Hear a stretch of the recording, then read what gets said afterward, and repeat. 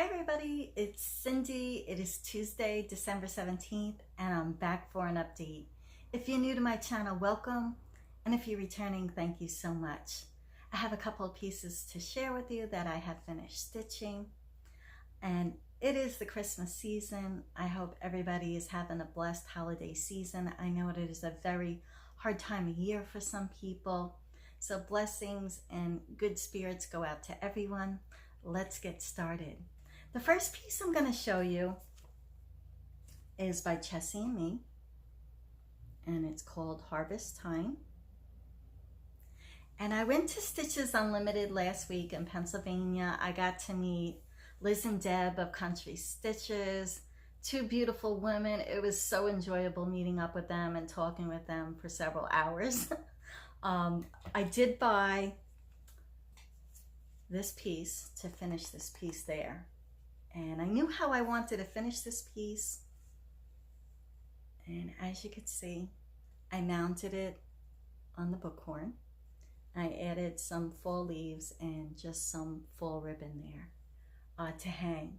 So that is my first piece, and this is Harvest Time by Chessie and me.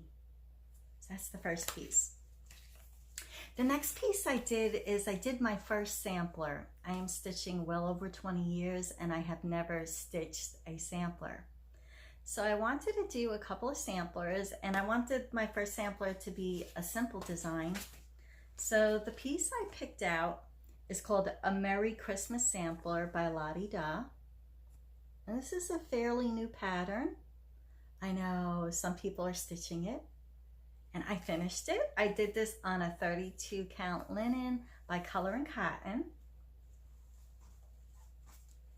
And let me show you the finish. I just finished this last night. It's a beautiful piece. Now I switched the berries to a lighter pink, and the red, I just used a Victorian Motto red. Oh, I love this design. The little motifs are so much fun to stitch. And I'm going to show you the colors. In this pattern, there's only 5 colors to stitch this pattern, and they're all DMC. What I did is I kept all of those colors, but I added a light pink for the berries. And I added a darker red. This is called Crimson Fire by Victorian Motto. These are all of the colors for this sampler. It was a fun stitch, the alphabet. I mean, I stitched it all in one day. It's super quick, so I understand the alphabets go pretty quick on a sampler. I will be doing more samplers. I don't know if I'll be doing dozens upon dozens of them, but I really did enjoy this pattern. So I'm going to show it one more time. And like I said, that's called a Merry Christmas Sampler by Lottie Da, and that's perfect for this time of year.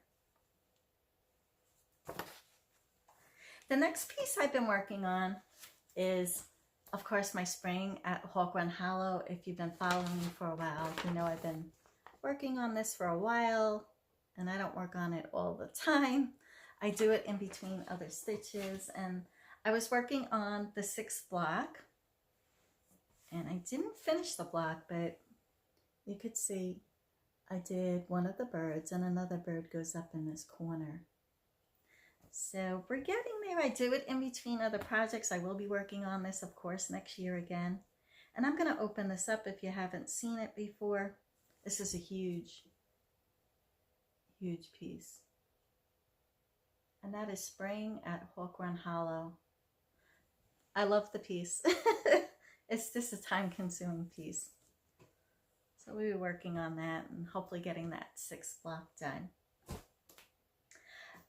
I finished the sampler last night, and then, of course, I wanted to start another project. So I picked up Cranberry Christmas by Hands On Designs, Kathy Haberman.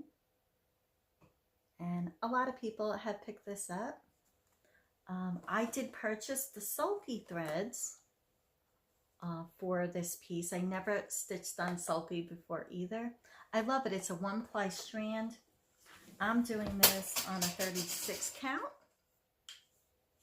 As you can see, I have a really tiny start there. but these will go quick. And I do like the sulky threads, so your local needlework shops will have this. 123 Stitch will have it. Many places sell this, so just look for that if you've never stitched with these before. And I'm going to use this on other designs, so it's definitely a lot of thread, so it's a good value. The next thing I want to talk about, I subscribe to Punch Needle and Primitive Stitcher magazine, which most people do, and I got the December issue.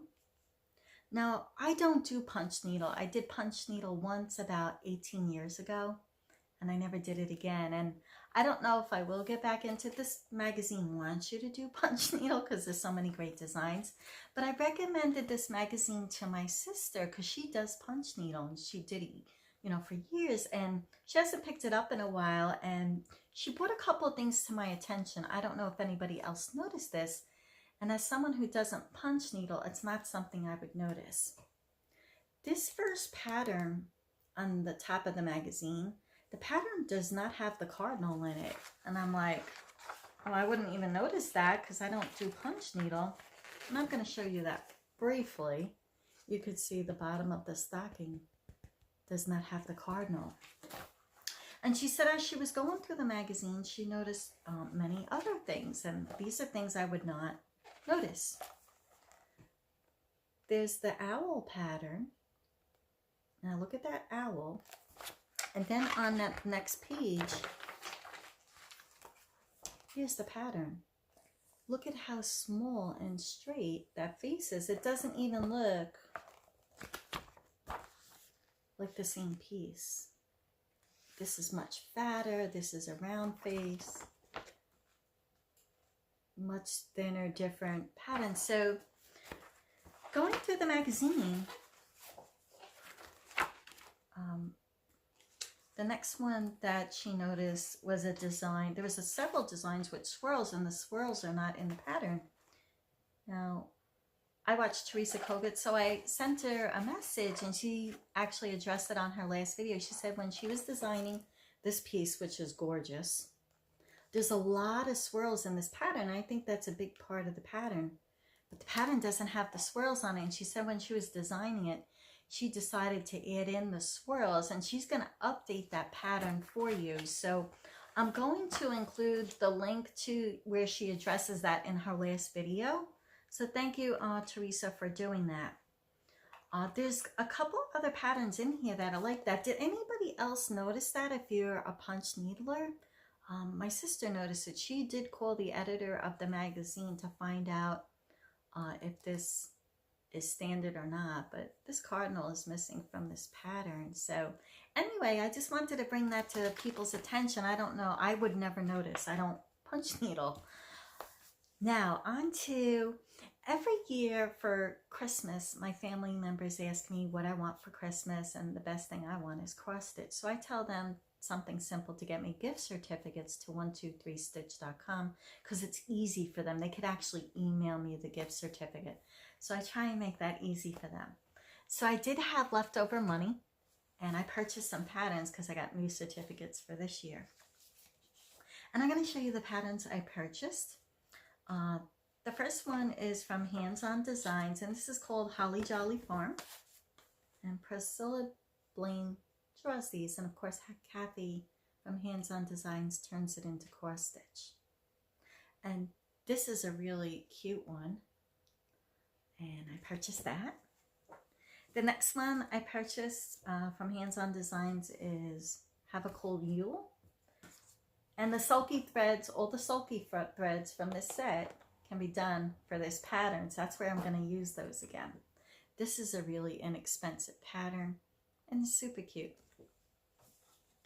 The next piece that I want to stitch is called Primitive Merry Christmas Pillow. And this is by Abby Rose. Yeah, Abby Rose Designs. Merry Christmas. I guess I'm in the Christmas mood for this time of year. And that's a quick stitch. That shouldn't take long.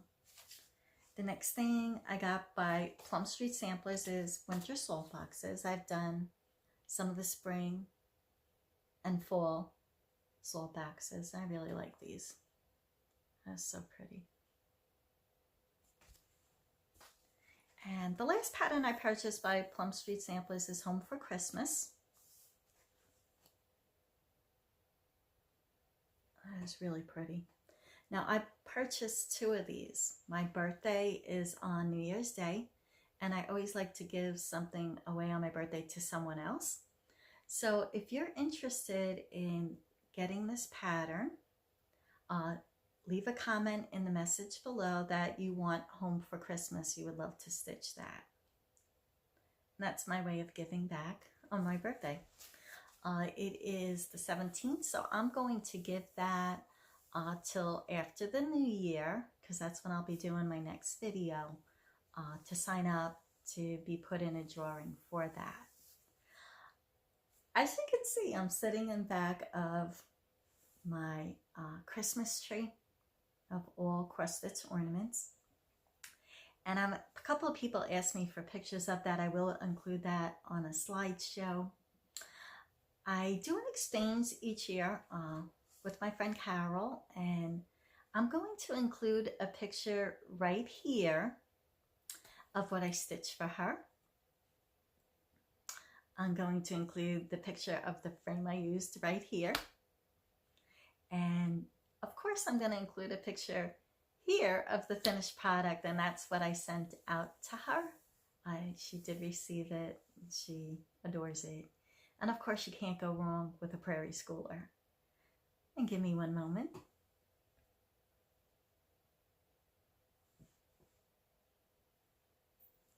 And this is the piece we do an exchange each year, and this is called Jingle Jingle that she stitched for me. It is absolutely adorable. And of course it was hanging on the tree, so I had to get it off of the tree. That is the back. Oh, so cute. She sent me other gifts. Carol, thank you so much. I'm going to include also some photos of all the Christmas cards I've received. I receive a bunch every day. Thank you so much to each and everyone who has sent me a card. It means everything to me. It brings me so much joy, probably more than anything else. I love receiving the Christmas cards. And it's amazing. I have them hanging up, and I'll show you that. And not one card is the same, so that's what always makes me smile. Each picture is different. On that note, everybody, I hope everybody has a blessed and joyous holiday season. I don't think I'll be back until after the new year on my next video. So Happy New Year. May 2020 be a blessed and joyous year for everyone. And until we meet again, everyone, happy stitching. And here is some pictures of the cards. They're all hanging up. And they go all the way across.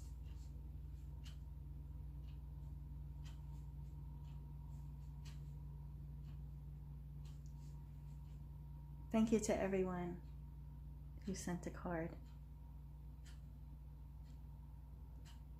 It makes you smile, doesn't it? Merry Christmas.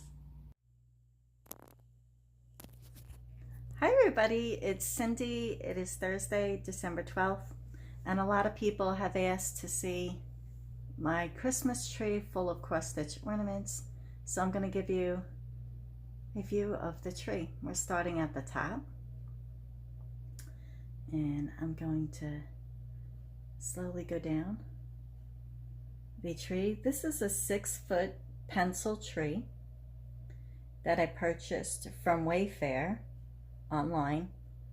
It was 50% off and free shipping, and I purchased this tree about 3 years ago.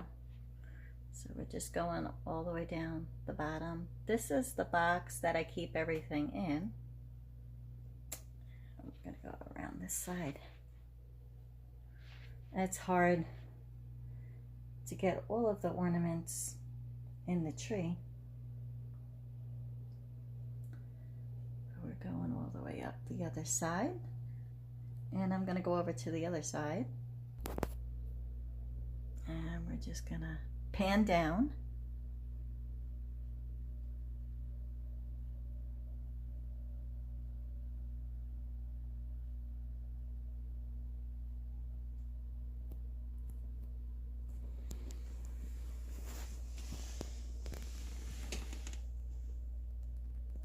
Like I said, it's hard to get all of the ornaments on the tree because there are so many. And I will show you from back here now. Let's see how far back I could get.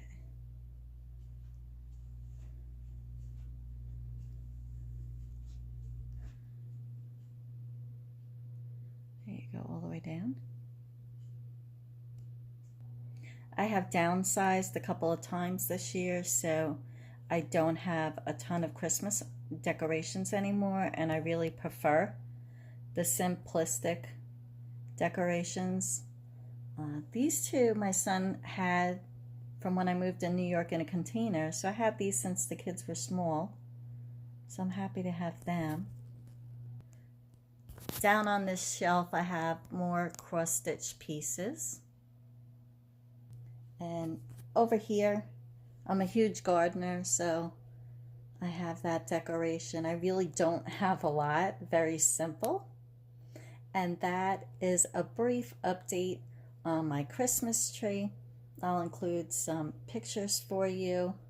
I hope everyone has a blessed Christmas season. Happy stitching.